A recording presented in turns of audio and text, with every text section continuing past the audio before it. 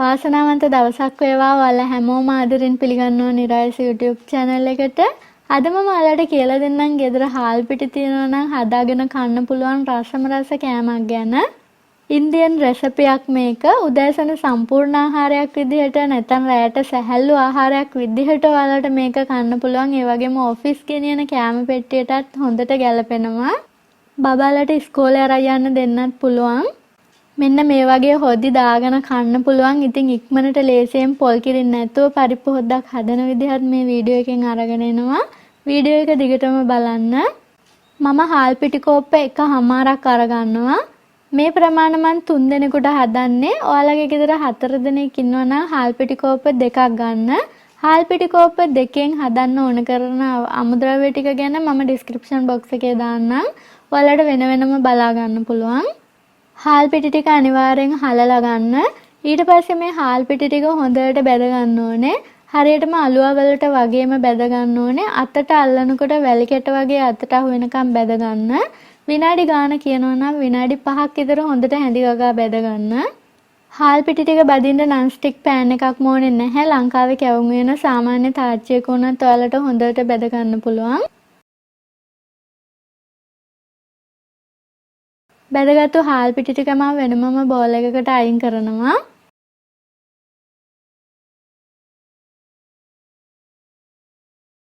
මේ පෑන් එකට මම ඇල්ලතුරු කෝප්ප 2ක් දාගන්නවා. පොල් තෙල් තේ හැඳි 1යි ලුණු තේ හැඳි 1කුත් දාගන්නවා. මේ වතුර ටික නටනකම් හොඳට ලිපේ තියාගන්න ඕනේ. ගින්දර වැඩි කරලා වුණත් වතුර ටික ඉක්මනට නටව ගන්න ඔයාලට පුළුවන්. ඉතින් මේ බලන්න මගේ වතුර ටික නටනවා. මම දැන් මේකෙන් වතුර ටිකක් අයින් කරගන්නවා. කෝප භාගයක් විතර තමයි අයින් කරගන්නේ. ඉතින් මේ වතුර මදි වුණොත් අපට එකතු කරගන්න පුළුවන්. මම දැන් ලිපේ ගින්දර නිවනවා. ඊට පස්සේ තමයි හාල් පිටි ටික එකතු කරන්නේ. හාල් පිටි ටික දැම්මට පස්සේ අපි ටිකක් කලවම් කරගන්න ඕනේ. ඕනවට වඩා කලවම් කරගන්න ඕනේ නැහැ. විනාඩි 2ක් විතර කලවම් කරගන්න. මේක මේ වෙලාවේදී හොඳටම ඇනෙන්න ඕනෙත් නැහැ. මේකට අවශ්‍ය කරන වතුර ප්‍රමාණය මදි වගේ මට තේරෙනවා. මම අයින් කරපු වතුර ටිකත් මේකට දාගන්නවා. එක එක හාල් පිටි වලට අල්ලන වතුර ප්‍රමාණය වෙනස් වෙන හින්දා ඔයාලා ඒක කල්පනාවෙන් කරන්න.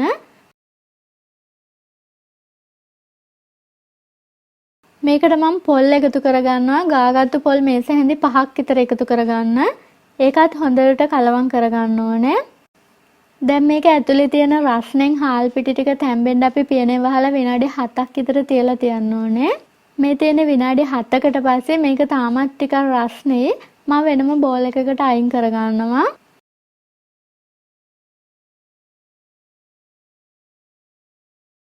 ඊළඟට මද රස්නේ වගේ මේ ඩෝ එක ටිකක් නීට් කරගන්න ඕනේ. හොඳටම නිවෙනකන් ඉඳලා කරන්න එපා. මද රස්නේ වගේ මේක අනන්න පටන් ගන්න. ඉතින් එක ගුලියකට වගේ මේක ගන්න ඕනේ. මම මේකට ලියාගත්තු කරපිංචා කොළ කීපයක් එකතු කරගන්නවා. මිශ්‍රණය ටිකක් අතේ ඇලෙනවා වගේ ඔයාලට පුළුවන් අතේ පොල් තෙල් ටිකක් ගාලම මේක අනා ගන්න. ඒ වගේම අත ඇලෙන්න ගන්න හැම වෙලාවම අතේ පොල් තෙල් ටිකක් ගා ගන්නත් ඔයාලට පුළුවන්. මෙන්න මේ වගේ ගුලියකට ගන්න ඔයාලට විනාඩියක් වගේ පොඩි කාලයක් තමයි යන්නේ. මම ඩෝ ෂීට් එක උඩට පොල් තෙල් ටිකක් ගාගෙන තියෙන්නේ. ඉතින් මෙන්න මේ විදිහට මම මේ ඩෝ එක නීට් කරන්න පටන් ගන්නවා.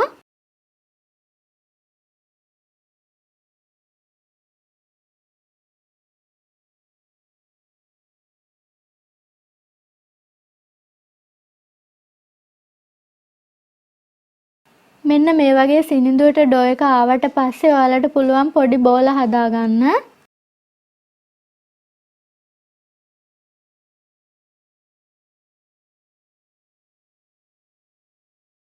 මේ බෝල අතින් කඩනකොට අතේ ඇලෙනවා. ඉතින් ඔයාලට මෙන්න මේ වගේ හැන්දක් පාවිච්චි කරන්න පුළුවන්. ඔක්කොම බෝල ටික මේ වගේ සමාන ප්‍රමාණ වලට කඩලා දාගෙන ඊට පස්සේ අතේ පොල් තෙල් ගාලා ඔයාලට ඉක්මනට හදා ගන්නත් පුළුවන්.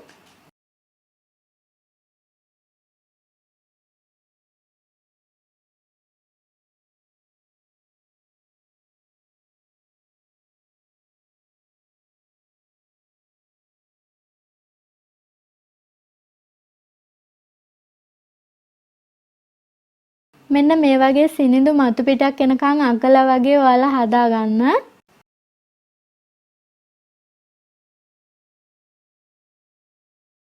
රයිස් කුකර් එකේ තමයි අද මම මේක ස්ටීම් කරගන්නේ. ඉතින් කලින්ම මම වතුර එකක් ගහලා තිබ්බේ රයිස් කුකර් එකේ වතුර නටන්න. ඔයාලට රයිස් කුකර් එකේ ස්ටීමර් කෑල්ල යටට කෙහෙල් කොලයක් තියලත් මේ ටික තියාගන්න පුළුවන්. මට කෙහෙල් කොල නැති නිසා මම ඒකට බේකින් පේපර් එකක් දාගත්තා. මම දැන් මේ ටික තියලා පියනෙන් වහනවා. හරියටම විනාඩි 8ක් විතර තමයි මේක ස්ටීම් කරගන්න ඕනේ. ඊට වඩා වැඩි වෙලාවක් ස්ටීම් කරගන්න එපා. මේ තියෙන විනාඩි 8කට පස්සේ මම මේක අරගෙන වෙනමම පැත්තකින් තියලා තියෙනවා. මේක නිවෙනකන් තියලා තියන්න ඕනේ. මේ විදිහට හොඳටම නිවුනට පස්සේ මම වෙනම පිඟානකට අයින් කරගන්නවා. දැන් ඔයාලට කැමති නම් මේකට පොඩි ටෙම්පරාදුවක් දාගන්න පුළුවන්. මේ විදිහට පෑන් එකක් ලිපේ තියලා ඒකට පොල් තෙල් මේස හැඳි එකක් දාගන්නවා. අබ තේ හැඳි එකකුත් දාගන්නවා. අබ ටික පුපුරනකොට අමු මිරිස් කරල් 3-4කුත් කරපිංචා කොළ ටිකකුත් දාගන්නවා. අමු මිරිස් තෙලට දැම්මම පුපුරන නිසා ඔයාලට පුළුවන් පියනකින් වහන්න. ඒ වගේම මම මේකට කපාගත්තු රතු මිරිස් කරල් වලින් දෙකක් විතර එකතු කරගන්නවා. පොඩියට කපලා තමයි එකතු කරගන්නේ. ඔයාලට කැමති නම් කෑලි මිරිස් එකතු කරගන්නත් පුළුවන්. ඒ ටික තෙලේ බැදුනට පස්සේ මම මේ බෝල ටික ඒකට එකතු කරගන්නවා. ඉතින් ටිකක් ඔයාලට කලවම් කරගන්න පුළුවන්. ඒ වගේම මේක උඩට ලුණු ටිකක් එහා ගන්නත් පුළුවන්. ගෙදර පාටියක් වෙලාවට උනත් හදන්න පුළුවන්. ඉතින් වෙනස්ම කෑමක් හරිම රසට ලස්සනට පේනවා. ඉතින් මේකේ වැඩ ටික දැන් ඉවරයි. මම ඉක්මනට කියලා දෙන්නම් පරිප්පු හදාගන්න විදිහ. පරිප්පු කෝප භාගයක් මම මේ බෝල් එකට දාගන්නවා. පරිප්පු ටික හොඳට සෝදගෙන එනවා. ඊට පස්සේ මේකට මම වතුර කෝප්ප එකමාරක් දාගන්නවා. මම මේ ඇතිලිය ලිපේ තියලා තියෙන සාමාන්‍ය ගින්දරේ ඒකට මම පොල් තෙල් මේස හැඳි එකක් දාගන්නවා. මිරිස් කුඩු තේ හැඳි දෙකකුත් දාගන්නවා.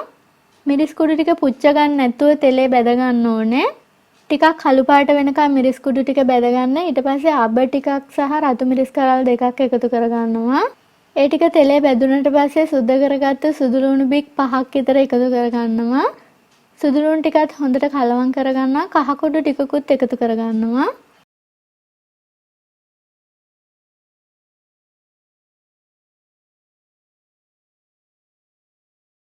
අමු මිරිස් කරපිංචා ටිකකුත් එකතු කරගන්නවා. ඔයාලා ළඟ තියෙනවා නම් රම්පා කෑල්ලකුත් එකතු කරගන්න. ගොරකා කෑල්ලක් දාගන්නවා. ලියාගත්තු තක්කාලි ගෙඩියකුත් එකතු කරගන්නවා. ඒ වගේම ලුණු ගෙඩියකුත් එකතු කරගන්නවා. පරිප්පු ටික විනාඩි 7ක් විතර පෙඟිලා තියෙන්නේ. මම පරිප්පු ටික එකතු කරගන්නවා. ඊට පස්සේ මේ පරිප්පු ටිකට ඇති වෙන්න වතුර දාගන්න ඕනේ. කලින් වතුර කෝප්ප එකමාරයි. මෙතනත් මම වතුර කෝප්පයක් විතර එකතු කරගන්නවා. ලුණු තේ හැන්දක් විතරත් එකතු කරගන්නවා. තලාගත්තු කරද මුංගු 3-4කුත් කුරුඳු කෑල්ලකුත් එකතු කරගන්නවා. කරි එක පියනෙන් වහලා ලිපේ තියාගන්න ඕනේ. සැරින් සැරේ ඔයාලා අනිවාර්යයෙන්ම හැඳි ගන්න ඕනේ. පරිප්පු ටික තැම්බිලා වතුර ටිකක් හිඳුනට පස්සේ ඔයාලට පුළුවන් ලිපෙන් බා ගන්න. ඉතින් මේ විදිහට අතර මගදීත් මම මේ කරි එක හැඳි ගන්නවා. ඒ වගේම ඔයාලට 3-5 කුරු ටිකකුත් මේ වෙලාවේදී එකතු කරගන්න පුළුවන්. ඉතින් මේ බලන්නකෝ පරිප්පු ටික හොඳට තැම්බිලා තියෙනවා. වතුර ප්‍රමාණයත් අඩු වෙලා තියෙනවා. මම මේ වෙලාවේදී මේ පරිප්පු හොදේක ලිපෙන් බා ගන්නවා. ඉතින් මෙන්න මේ විදිහට ඔයාලට මේවා පිඟානට බෙදා ගන්න පුළුවන්. මේක කනකොට හොදි ටිකක් වැඩිපුර දාගන්න. ඔයාලා කැමති නම් මේකට මිරිසට මාළු හොදි උනත් හදා ගන්න පුළුවන්. අද අපේ වෙජිටේරියන් දවස නිසා තමයි මම මේ විදිහට ඉව්වේ. තවත් වටිනා වීඩියෝ එකකින් හමු වෙමු. මේ වීඩියෝ එක යාළුවොත් එක්ක ෂෙයා කරන්න. හැමෝටම නිරෝගී සුව වේවා. වාසනාවන්ත දවසක් වේවා. ඔයාලා හැමෝම ආදරෙන් පිළිගන්නවා නිරයිස් YouTube channel එකට. අද වීඩියෝ එකෙන් මම අරගෙන ආවා පරිප්පු කෝප්පයක් තියෙනවා නම් පෝෂණීය රොටියක් හදාගන්න විදිහ. මේක ඉක්මනින් ලේසියෙන් හදාගන්න පුළුවන්. පිපෙන්න තියන්න ඕනේ නැහැ.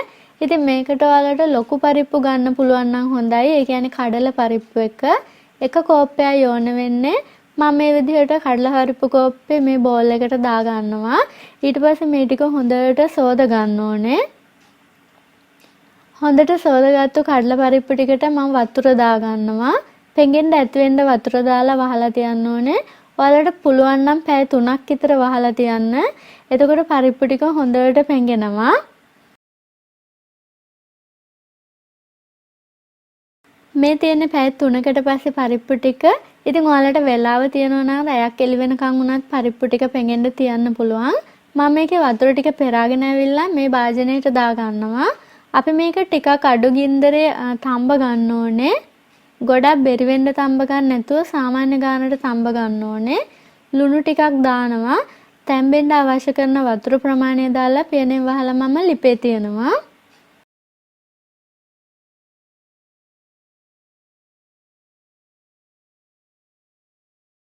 මේකට අවශ්‍ය කරන අනිත් දේවල් හැටියට කහ ටිකක්, ලුණු ටිකක්, රතු මිරිස් කුඩු ටිකක් අරගෙන තියෙනවා. අබතේ හැඳි එකක් අරගෙන තියෙනවා. කරපිංචා ටිකක් ලියලා ඒ වගේම අමු මිරිස් ටිකක් ලියලා අරගෙන තියෙනවා. ලොකු ලුණු ගෙඩියක් ලියලා අරගෙන තියෙනවා. ඉතින් මම ඔයාලට කිව්වා පෙඟෙන්න දැම්මට පස්සේ පරිප්පු ටික විනාඩි 10න් විතර හොඳට තැම්බෙනවා. මෙන්න මේ විදිහට පරිප්පු ඇටයක් අතින් පොඩි කරන්න පුළුවන් වෙනකන් තඹ ගන්න. ඊට පස්සේ මේක වතුර ටික පෙරලා පැත්තකින් තියනවා මම.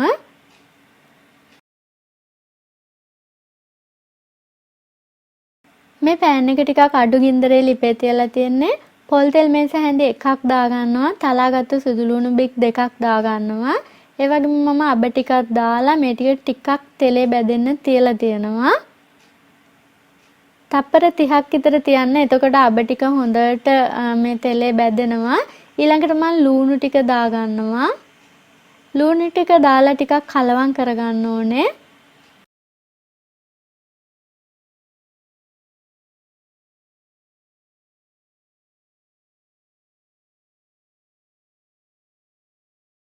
මීළඟට මම කරපිංචා ටිකයි අමු මිරිස් ටිකයි දාලා හොඳට කලවම් කරගන්නවා.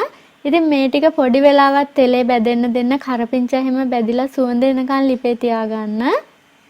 ඊට පස්සේ මිරිස් කුඩු කහ කුඩු ලුණු කුඩු ටික එකතු කරගන්නවා. ඒ ටිකත් මම හොඳට හැඳි ගා ගන්නවා. ඉතින් මේ වෙලාවේදී අපි මේ ලුණු ටික තව විනාඩියක් විතර මේ තෙලේ බැදෙන්න දෙන්න ඕනේ. ලුණු ටික මේ ප්‍රමාණයට බැදුනට පස්සේ මම ලිප නිවලා මේ ටික හොඳට නිවෙන්න තියනවා. ඊළඟට බලමු ඩෝ එක හදාගන්න විදිහ. මම අද මේකට ගන්නේ ආටා පිටි. ඔයාලා ළඟ තියෙනවා නම් ආටා පිටි ගන්න. චපාති හදන පිටි එක. නැත්තම් පාන් පිටි ගන්න. කෝප දෙකමාරක් තමයි මම ගන්නෙ. ඊට පස්සේ ලුණු තේ හැඳි එකක් දා ගන්නවා. ඊළඟට මම පොල් තෙල් වලින් තේ හැඳි 3ක් දා ගන්නවා. දැන් මම මේකට වතුර දා ගන්නවා. ඇල් වතුර තමයි දාගන්නේ. මුලින්ම වතුර එක කෝප්පයක් දා ගන්නවා. ඒ කියන්නේ මිලිලීටර් 250ක්. ඊළඟට මම මේ කෝප්පෙටම කෝප භාගයක් අරගෙන පැත්තකින් තියා ගන්නවා. දැන් මම මේක අනන්න පටන් ගන්නවා. දැන් මේක අතින් ටික ටික අනානා වතුර මදි නම් දාගන්න. ඉතින් වතුර වැඩියෙන් දාගන්න එපා. ගානට වතුර දාගෙන කරන්න ඕනේ. මම ඔයාලට හරියටම ඩෝ එක හදාගන්න විදිහ කියලා දෙන්නම්. ඉතින් ඔයාලා අනනකොට මෙන්න මේ විදිහට පිටියල්ලෙන් තද කර කර තමයි ආටා පිටි අනන්න ඕනේ. නැත්තම් අනා ගන්න හරි අමාරුයි. ඊළඟට ඔයාලට පුළුවන් අර ගත්ත වතුර කෝප්ප භාගෙන් තව ඉතුරු වතුර තියෙනවනේ. ඒකේ ඔයාලගේ අත පොඩ්ඩක් ඔබලා පිටියල්ලෙන් මේ විදිහට අනන්න ඕනේ පිටි එක. මේ විදිහට තමයි කරන්න ඕනේ. නැතුව අනිත් විදිහට ඇනුවට මේක ඔයාලට හරියට අනන්න බෑ. ඒ කියන්නේ මේකට හොඳට වතුර අල්ලන්න ඕනේ. එතකොට තමයි රසට රොටි එන්නේ. ඉතින් මම මේ කරන විදිහ බලාගෙන කරන්න. ඒ වගේම මේ ඩෝ එක දිය කරගන්න එපා.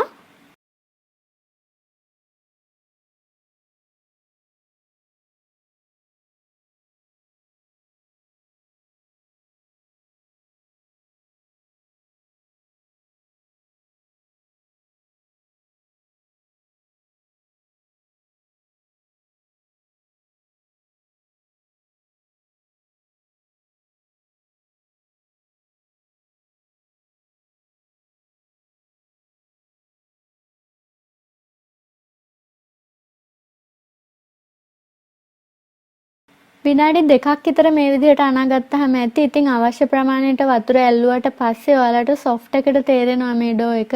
ඒ වෙලාවෙදී ඔයාලා පිඟානකින් වහලා තියන්න. මේ ඩෝ එක ඊළඟට ඔයාලට නීට් කරන්න ඕන වෙන්නේම නැහැ. පිඟානෙන් වහලා තියලා විනාඩි 10ක් විතර තිබ්බාම හොඳටම ඇති.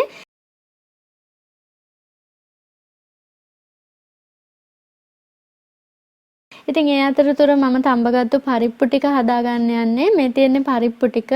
මම පොල් කටු හැන්දක් අරගෙන පරිප්පු ටික හොඳට මේ විදිහට පොඩි කරගන්නවා. ඔයාලා ළඟ ෆුඩ් ප්‍රොසෙසර් එකක් හරි මේක බ්ලෙන්ඩ් කරගන්න පුළුවන් නම් බ්ලෙන්ඩර් එකක් හරි තියෙනවා නම් මේක ඔයාලට හොඳට ඒකෙන් පොඩි කරගන්න පුළුවන්. එහෙම නැත්නම් නෑබිලියක දාලා ඔයාලට පුළුවන් පොල් කටු හැන්දෙන් පොඩි කරගන්න. පරිප්පු ඇට ටික හොඳටම පොඩි වුණාට පස්සේ ඔයාලට පුළුවන් අර ලුණු මිශ්‍රණය මේකට එකතු කරලා ඒකත් හොඳට අනා ගන්න. ඉතින් ඒක අනලා පැත්තකින් තියන්න ඕනේ. ඊළඟට මම ඩෝ එක පෙන්නන්නම්. මේ බලන්න ඩෝ එක විනාඩි 10කට පස්සේ තමයි තියෙන්නේ. ඉතින් මේක හොඳට සොෆ්ට් වෙලා තියෙනවා. මම ආයෙත් අතේ වතුර චුට්ටක් ගාගෙන මේ ඩෝ එක ටිකක් වෙලා අනනවා. මේ ආටා පිටි ඩෝ එකට ඔයාලා අනනකොට පිටි එකතු කරගන්න එපා. අතේ වතුර තමයි ගා ගන්න ඕනේ. පාන් පිටි ඩෝ එක අනනවා නම් ඔයාලට මේ විදිහටම අනා ගන්න පුළුවන්. හැබැයි මේ විදිහට වතුර දාන්න ඕනේ නැහැ. පිටි අල්ල පොඟවන්න ඕනේ නැහැ. පාන් පිටි ඩෝ එක අනනකොට මේ විදිහට ඩෝ එක විනාඩියක් විතර අනලා මම පැත්තකින් තියනවා. ඊළඟට මම හදාගත්තු පරිප්පු මිශ්‍රණයෙන් පරිප්පු බෝල හදා ගන්නවා. පරිප්පු බෝල ඔයාලට ලේසියෙන්ම හදා ගන්න පුළුවන්. මේ විදිහට හැලෙන්නේ නැතුව පරිප්පු බෝලේ හදලා වෙනමම පිඟානකින් තියලා තියන්න.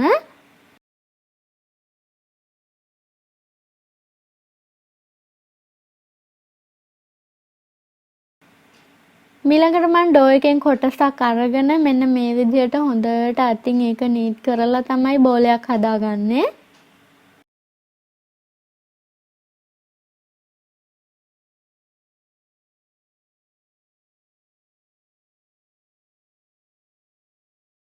ඔන්න දැන් ඔයාලට වෙනම පොඩි බෝල් එකකට ආටා පිටි ටිකක් අයින් කරගන්න වෙනවා. මේ වෙලාවේදී ඔයාලට පුළුවන් අතේ පිටි ටිකක් ගාලා මේ රොටිය තුනී කරගන්න. මේක තුනී කරනකොට ඔයාලා පොඩ්ඩක් ඒක නිකන් පොඩි බෝල් එකක් වගේ හැඩයට ඔයාලා තුනී කරගන්න. ඊට පස්සේ ඒක මැදට පරිප්පු බෝලයක් තියලා මේ විදිහට සීල් කරගන්න ඕනේ.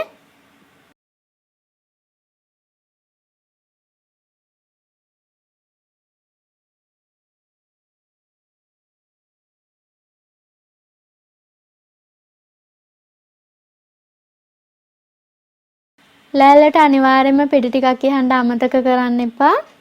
පරිප්පු බෝලේ දාලා සීල් කරගත්තට පස්සේ ඔයාලා අතින් තද කරලා මේ විදිහට ලෑල්ල උඩ තියලා මේ රොටිය තුනී කරගන්න ඕනේ. ඉතින් ඔයාලට මේ රොටිය හොඳටම තුනී කරගන්න පුළුවන්. අනිවාර්යයෙන්ම රෝලින් පින් එකක් ඕන වෙනවා. නැත්නම් ගෙදර තියෙන වීදුරු බෝතලයකින් හරි ඔයාලට මේක තුනී කරගන්න පුළුවන්. ඉතින් ඔයාලට පේනවා ඇති මම මේ රොටිය හොඳටම තුනී කරගන්නවා. පරිප්පු ඇට ටික හොඳටම පොඩි කරගන්න ඕනේ කියන්නේ පරිප්පු ඇට තිබ්බොත් එහෙම මේ වෙලාවේදී ඔයාලගේ රොටිය ඩැමේජ් වෙන්න පුළුවන්. ඒ කියන්නේ ලොකු පරිප්පු ඇට වලට රොටිය තනින් තනින් හිල් හැදෙනවා ඔයාලා රෝලින් පින් එකෙන් තුනී කරනකොට. ඉතින් මේ බලන්න ගින්දර මම සාමාන්‍යයෙන් අඩු ගින්දරේ තියාගෙන තමයි මේ රොටිය පුච්චගන්නේ. මේකට මම පොල් තෙල් ටිකක් දා ගන්නවා. ඔයාලා ළඟ තියෙනවා නම් ඔලිව් ඔයිල් දා ගන්න පුළුවන්. නැත්නම් බටර් හෝ මාගරින් දා ගන්නත් පුළුවන්. ඉතින් මේ හැම එකේම රස වෙනස් වෙනවා. මේ තැටිය ටික රත් වෙනකොට මම රොටිය දා ගන්නවා.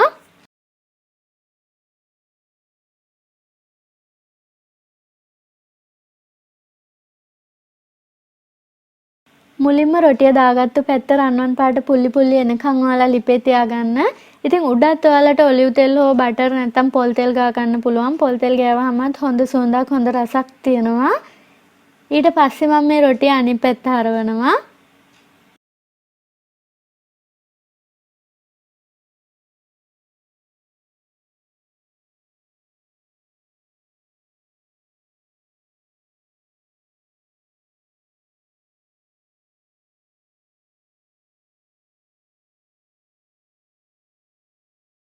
ඉතින් මේ රොටිය මේ පැත්ත මේ පැත්ත හරව දෙපැත්තම හොඳට රන්වන් පාට පුල්ලි පුල්ලි එනකන් ලිපේ තියාගන්න.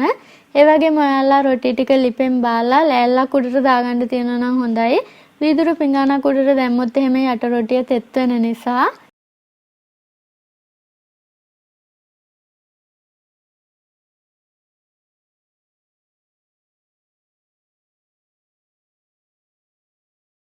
ඉතින් මේ බලන්න මම රොටි ටික ඔක්කොම හදාගත්තා. ඔයාලට මම පෙන්නන්නම් මේක එකක් කඩලා මේ බලන්න රස පාටට තියෙනවා. කෑම කඩයක් හදන කෙනෙකුටත් හොඳ රෙසිපි එකක් මේක. ඉස්කෝලයක් ළඟ කෑම කඩයක් තියෙනවා නම් පොඩි අයට දෙන්න පුළුවන්. හොඳ පෝෂණීය රොටියක් මේක. ඉස්කෝලේ යන බබාටත් ලන්ච් බොක්ස් එකට දාන්න පුළුවන් මේ රොටිය. ඒගොල්ලෝ නම් ගොඩක් ආසාවෙන් කනවා. කොහොමත් බබාලා පරිප්පු කන්න ආස නිසා. ඉතින් ඒ වගේම ඔයාලට ඔෆිස් අරයි යන්න මහත්තයාට ඔෆිස් අරයි යන්න ඔයාලට හදලා දෙන්න පුළුවන්. මේක කන්න මුකුත් ඕන වෙන්නේ නැහැ. ඉතින් මේ රෙසිපිය මේ වීඩියෝ එක ඔයාලගේ යාළුවොත් එක්ක ෂෙයා කරන්න. තවත් වටිනා වීඩියෝ එකකින් හමු වෙමු. ඔයාලා හැමෝටම බුදු සරණයි.